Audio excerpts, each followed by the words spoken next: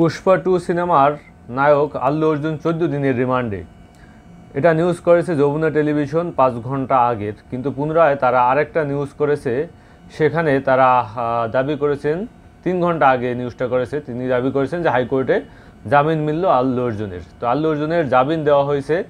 আসলে ঘটনা যেটা ঘটেছে যে তিনি আল্লু অর্জুন একটা আপনার হায়দ্রাবাদের একটা সিনেমা হলে তিনি তার সিনেমা মানে পুষ্পা 2 এর একটা প্রিমিয়াম শো ছিল, সেই প্রিমিয়াম শোতে তিনি উপস্থিত হন এবং উপস্থিত হওয়ার পর সেখানে প্রচণ্ড রকমের ভিড় হয় এবং তার যে ফ্যান ফলোয়াররা ছিল ওখানে জমায়েত হন এবং জমায়েত হওয়ার পর ওই হলের যে দরজা ছিল সেই দরজাও ভেঙে তারপর সেখানে তার যে ভক্তরা, তার যে ফ্যান ফলোয়াররা প্রবেশ করে। ওই সময়ে পদদলিত হয়ে সেখানে উপস্থিত একজন নারী মৃত্যুবরণ করেন এবং তার সাথে একটা শিশু ছিল, সেই শিশু গুরুতরভাবে আহত হন এবং সেই শিশুকে হাসপাতালে ভর্তি করা হয়।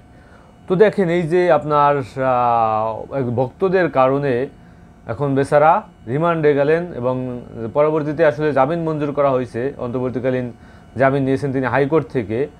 তো এই যে ভোগান্তির সম্মুখীন হলেন এই নায়ক তার ফ্যান ফলোয়ারদের কারণে, অন্যদিকে এই অশিক্ষিত মূর্খ ফ্যান ফলোয়ারের কারণে একটা নারী তিনি পদদলিত হয়ে মৃত্যুবরণ করেন। তো এখান থেকে আসলে আমাদের শিক্ষা নেওয়া উচিত যে কোনো একটা সেলিব্রিটি আসতে পারে, কোনো একটা সেলিব্রিটি আপনি পথে প্রান্তরে দেখতে পারেন, কোনো একটা সেলিব্রিটির অনুষ্ঠানে আপনি যাইতেই পারেন, আপনার ভালো লাগে তাকে, কিন্তু সেখানে গিয়ে এই যে বিশৃঙ্খলা তৈরি করা, যেন তার সাথে একটা সেলফি তোলা, তাকে জড়িয়ে ধরা, তাকে একটু স্পষ্ট করার যে উন্মাদনা, এই উন্মাদনার পরিপ্রেক্ষিতে কিন্তু আজকে একটা জীবন কিন্তু চলে গেল এবং তার দায়ভার এই নায়ক এবং এই সিনেমা মালিকের উপর মামলা হয়। মামলা হওয়ার পর পরবর্তীতে আল্লু অর্জুনকেও গ্রেপ্তার করা হয়। তো আসলে দায়ভারটা কার? যখনই এখানে দুজনের এই ফ্যান ফলোয়ারদের একটা দায়ভার আছে, এই আল্লু অর্জুনের একটা দায়ভার আছে। আল্লু অর্জুনের দায়ভার ছিল তিনি সেখানে গিয়েছেন থেকে তিনি নাকি আগে থেকে জানিয়ে যান নাই, আগে থেকে তার মতো একজন সেলিব্রিটি সেখানে উপস্থিত থাকবেন, অবশ্যই প্রশাসনকে জানাতে হবে, প্রশাসন সে জায়গায় নিরাপত্তা দিতে পারবে কিনা, প্রশাসনের কাছ থেকে তিনি প্রশাসন যদি তাকে অনুমতি দেয়, হ্যাঁ সেখানে যাওয়া যাবে, তাইলেই তিনি যেতে পারবেন। কারণ তিনি একজন সেলিব্রিটি, তিনি ইচ্ছা করলে সেখানে যেতে পারেন না এবং সেখানে গেলেই সেখানে যে একটা জমায়েত সৃষ্টি হইতে পারে, একটা যানজট সৃষ্টি হইতে পারে, এভাবে অস্বাভাবিক কোনো ঘটনা ঘটতে পারে, এই ব্যাপারে তার খেয়াল রাখতে হবে অবশ্যই। আর যে সকল এই যে মূর্খ ভক্তবৃন্দরা, তারা তো আসলে বুঝে না যে কোন জায়গায় কী ধরনের আচরণ করা উচিত।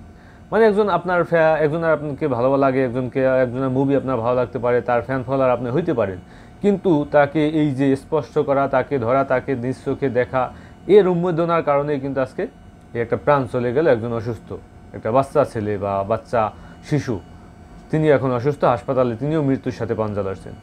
তো এই পরিস্থিতি দেখেন যে আসলেই আমাদের যে অতিরিক্ত উন্মাদনা, মানুষের এই আবেগ, সেই আবেগের কারণে একটা মানুষের জীবন চলে যায়, একটা মানুষ জেলে যায়, একটা মানুষের মান সম্মান শেষ হয়ে যায়।